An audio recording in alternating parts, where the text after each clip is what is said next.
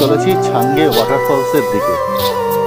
তো ছাঙ্গের ওয়াটারফলসে যাওয়ার পথটা ঠিক এরকম, ফুল দিয়ে সাজানো রাস্তা, সরু পাহাড়ের একদম গা ঘেঁষে পথ।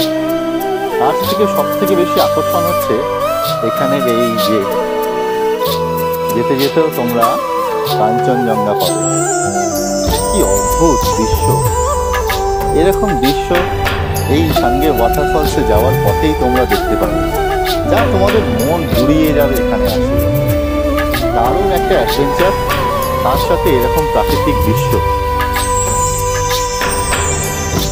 সামনে কাঞ্চনজঙ্ঘা,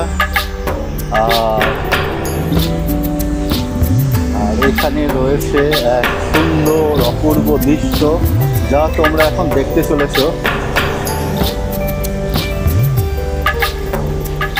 জাস্ট দেখো, তোমরা